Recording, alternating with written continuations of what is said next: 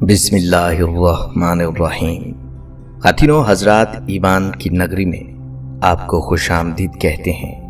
ناظرین گرامی، خدائی کا دعویٰ کرنے والا اور اپنی الگ جنت بنانے والا شداد، جس نے 12 سال میں جنت تیار کی، اور جب وہ اپنی جنت میں داخل ہونے لگا تو اسرائیل علیہ السلام نے اس کی روح کیسے قبض کی۔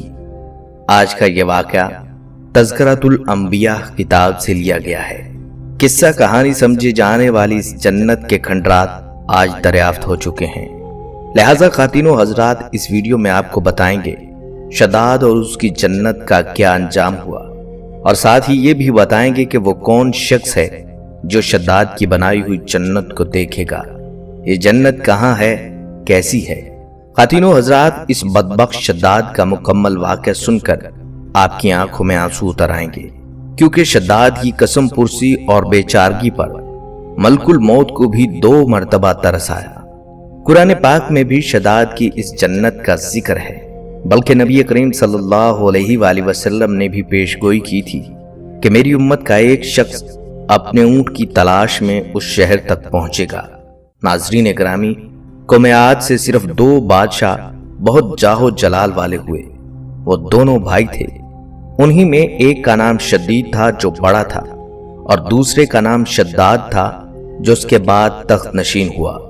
یہ دونوں وسیع علاقے پر قابض ہو گئے اور بے شمار لشکر و خزانے انہوں نے جمع کر لیے تھے، بلکہ مردوں میں شداد ہی وہ واحد شخص تھا جس نے زمینی جنت بنائی، اور اس نے اپنی اس جنت کا نام ارم رکھا۔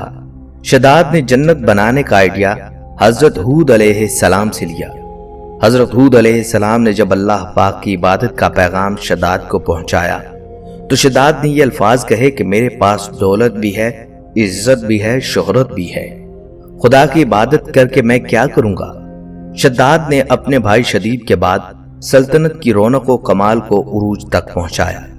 دنیا کے کئی بادشاہ اس کے باج گزار تھے۔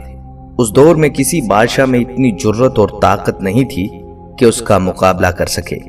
اس تسلط اور غلبہ نے اس کو اتنا مغرور اور متکبر کر دیا کہ اس نے خدائی کا دعویٰ کر دیا۔ اس وقت کے علماء کرام جو سابقہ انبیاء کے علوم کے وارث تھے، اسے بہت سمجھایا اور اسے اللہ کے عذاب سے ڈرایا۔ وہ کہنے لگا جو حکومت و دولت اور عزت اس کو اب حاصل ہے، اس سے زیادہ اللہ کی عبادت کرنے سے کیا ہوگا؟ جو کوئی کسی کی خدمت اور اطاعت کرتا ہے، یا تو عزت و منصب کی ترقی کے لیے کرتا ہے یا دولت کے لیے۔ مجھے تو یہ سب کچھ حاصل ہے، مجھے کیا ضرورت کہ میں کسی کی عبادت کروں؟ سمجھانے والوں نے یہ بھی کہا یہ حکومت و دولت ایک فانی چیز ہے، جبکہ اللہ کی اطاعت میں اخروی نجات اور جنت کا حصول ہے، جو دنیا کی ہر دولت سے بہتر اور زیادہ قیمتی ہے۔ اس نے پوچھا یہ جنت کیسی ہوتی ہے؟ اس کی تعریف اور خوبی بتاؤ۔ نصیحت کرنے والوں نے جنت کی وہ صفات جو انبیاء کرام کی تعلیمات کے ذریعے ان کو معلوم ہوئی تھی اس کے سامنے بیان کی، تو اس نے کہا مجھے اس جنت کی ضرورت نہیں، ایسی جنت تو میں خود ہی دنیا میں بنا سکتا ہوں۔ لہٰذا اس نے اپنے افسروں میں سے 100 معتبر افراد کو بلایا، ہر ایک کو 1000 آدمیوں پر مقرر کیا، اور تعمیر کے سلسلے میں ان سب کو اپنا نقطہ نظر اور پسند سمجھا دی۔ اس کے بعد پوری دنیا میں اس کام کے ماہرین کو عدن بھجوانے کا حکم دیا، اور اپنی کلمے رو میں سب حکمرانوں کو یہ حکم دیا سونے چاندی کی کانوں سے اینٹیں بنوا کر بھیجیں، اور کوہ عدن کے متصل ایک مربع شہر جو 10 کوس چوڑا اور 10 کوس لمبا ہے بنانے کا حکم دیا۔ اس کی بنیادیں اتنی گہری کھدوائیں کہ پانی کے قریب پہنچا دیں، پھر ان بنیادوں کو سنگ سلیمانی سے بھروا دیا۔ جب بنیادیں بھر کر زمین کے برابر ہو گئیں تو ان پر سونے چاندی کی اینٹوں کی دیواریں چنی گئیں۔ ان دیواروں کی بلندی اس زمانے کے گز کے حساب سے 100 گز مقرر کی گئی۔ جب سورج نکلتا تو اس کی چمک سے دیواروں پر نگاہ نہیں ٹھہرتی تھی۔ یوں شہر کی 4 دیواری بنائی گئی۔ اس کے بعد 4 دیواری کے اندر 1000 محل تعمیر کیے گئے۔ ہر محل 1000 ستونوں والا تھا، اور ہر ستون جواہرات سے جڑوایا گیا تھا۔ پھر شہر کے درمیان میں سے ایک نہر بنائی گئی، اور ہر محل میں سے اس نہر سے چھوٹی چھوٹی نہریں لے جائی گئی۔ ہر محل کی دیواریں اور فرش یاقوت، زمرد، مرجان اور نیلم سے سجا دی گئیں۔ نہروں کے کنارے پر ایسے مصنوعی درخت بنائے گئے جن کی جڑیں سونے کی، شاخیں اور پتے زمرد کے تھے۔ ان کے پھل موتی، یاقوت اور دوسرے جواہرات کے بنوا کر ان پر ٹانک دیے گئے۔ شہر کی دکانوں اور دیواروں کو مشک و زعفران اور عنبر و گلاب سے ثقیل کیا گیا۔ یاقوت و جواہرات کے خوبصورت پرندے چاندی کی دیواروں پر بنوائے گئے جن پر پہرے دار اپنی اپنی باری پر آ کر پہرے کے لیے بیٹھ جاتے۔ جب تعمیر مکمل ہو گئی تو حکم دیا کہ سارے شہر میں ریشم کے قالین بچھا دیے جائیں۔ پھر نہروں میں سے کسی کے اندر میٹھا پانی، کسی میں شراب، کسی میں دودھ اور کسی میں شہد و شربت جاری کر دیا گیا، اور ہر پیشہ و ہنر والے کو حکم ہوا کہ اپنے کاموں میں مشغول ہو جائیں، اور یہ کہ اس شہر کے تمام واسیوں کے لیے ہر وقت ہر قسم کے پھل اور میوے پہنچا دیا کریں۔ جب یہ شہر اس سجاوٹ کے ساتھ تیار ہو گیا تو تمام امراء کو یہ حکم ہوا کہ اس شہر میں آباد ہو جائیں۔ پھر شداد خود اپنے لاؤ لشکر کے ہمراہ انتہائی تکبر اور غرور کے ساتھ اس شہر کی طرف روانہ ہوا۔ بعض علماء و مصلحین کو بھی ساتھ لیا اور راستے بھر ان سے ٹھٹھا اور تمسخر کرتے ہوئے ان سے کہتا رہا، ایسی جنت کے لیے تم مجھے کسی اور کے آگے جھکنے اور ذلیل ہونے کا کہہ رہے تھے۔ میری قدرت اور دولت تم نے دیکھ لی۔ جب قریب پہنچا تو تمام شہر والے اس کے استقبال کے لیے شہر کے دروازے کے باہر آ گئے اور اس پر جواہر نچھاور کرنے لگے۔ اسی ناز و ادا سے چلتے ہوئے جب شہر کے دروازے پر پہنچا تو روایت ہے کہ ابھی اس نے گھوڑے کی رکاب سے ایک پاؤں نکال کر دروازے کی چوکھٹ پر رکھا ہی تھا کہ اس نے وہاں پہلے ایک اجنبی شخص کو کھڑے ہوئے دیکھا۔ پوچھا، تو کون ہے؟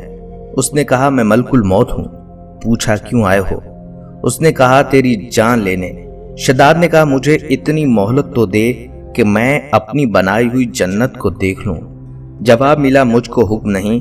کہا، چلو اس قدر ہی فرصت دے دو کہ گھوڑے پر سے اتر جاؤں۔ جواب ملا، اس کی بھی اجازت نہیں۔ چنانچہ ابھی شداد کا ایک پاؤں رکاب میں اور دوسرا چوکھٹ پر ہی تھا کہ ملک الموت نے اس کی روح قبض کر لی، اور پھر حضرت جبرائیل علیہ السلام نے اتنی زور سے چیخ ماری کہ وہ تمام شہر اپنی سجاوٹوں کے ساتھ زمین بوس ہو گیا اور اس کا نام و نشان تک نہ رہا۔ قرآن پاک کی سورہ فجر میں اس کا ذکر اس طرح ہوا ہے کہ وہ جو ارم تھے بڑے ستونوں والے، اور شہروں سے اس کی مانند کوئی شہر شاندار نہ تھا۔ اس کے لشکر کے ہلاک ہو جانے کے بعد وہ شہر بھی لوگوں کی نگاہ سے اوجھل کر دیا گیا، مگر کبھی کبھی رات کے وقت عدن اور اس کے ارد گرد کے لوگوں کو اس کی کچھ روشنی اور جھلک نظر آ جاتی ہے۔ یہ روشنی اس شہر کی دیواروں کی ہے۔ حضرت عبداللہ بن قلابہ جو صحابی ہیں اتفاق سے ادھر کو چلے گئے۔ اچانک آپ کا ایک اونٹ بھاگ گیا۔ آپ اس کو تلاش کرتے کرتے اس شہر کے پاس پہنچ گئے۔ جب اس کے میناروں اور دیواروں پر نظر پڑی تو آپ بے ہوش ہو کر گر پڑے۔ جب ہوش آیا تو سوچنے لگے کہ اس شہر کی صورتحال تو ویسی ہی ہے جیسی نبی کریم صلی اللہ علیہ وآلہ وسلم نے ہم سے شداد کی جنت کے بارے میں بیان فرمائی تھی۔ یہ میں خواب دیکھ رہا ہوں یا اس کا کسی حقیقت سے کوئی تعلق ہے؟ اسی کیفیت میں اٹھ کر وہ شہر کے اندر داخل ہوئے۔ اس کے اندر نہریں اور درخت بھی جنت کی طرح کے تھے، لیکن وہاں کوئی انسان نہیں تھا۔ آپ رضی اللہ تعالیٰ عنہ نے وہاں پڑے ہوئے کچھ جواہرات اٹھائے اور واپس چل دیے۔ وہاں سے وہ سیدھے اس وقت کے دارالخلافہ دمشق میں پہنچے۔ حضرت امیر معاویہ رضی اللہ تعالیٰ عنہ وہاں موجود تھے۔ وہاں جو کچھ ماجرا ان کے ساتھ پیش آیا انہوں نے بیان کیا۔ حضرت امیر معاویہ نے ان سے پوچھا، وہ شہر آپ نے حالت بیداری میں دیکھا تھا کہ خواب میں؟ حضرت عبداللہ رضی اللہ تعالیٰ عنہ نے بتایا کہ بالکل بیداری میں دیکھا تھا۔ پھر اس کی ساری نشانیاں بتائیں کہ وہ عدن کے پہاڑ کی فلاں جانب اتنے فاصلے پر ہے، ایک طرف فلاں درخت اور دوسری طرف ایسا کنواں ہے، اور یہ جواہرات یاقوت نشانی کے طور پر میں وہاں سے اٹھا کر لایا ہوں۔ حضرت امیر معاویہ رضی اللہ تعالیٰ عنہ یہ ماجرا سننے کے بعد نہایت حیران ہوئے۔ پھر اہل علم حضرات سے اس کے بارے میں معلومات حاصل کی کہ کیا واقعی دنیا میں ایسا شہر کبھی بسایا گیا تھا جس کی اینٹیں سونے چاندی کی ہوں۔ علماء کرام نے بتایا کہ ہاں، قرآن مجید میں اس کا ذکر آیا ہے، مگر اللہ تعالیٰ نے اس کو لوگوں کی نگاہوں سے چھپا دیا ہے۔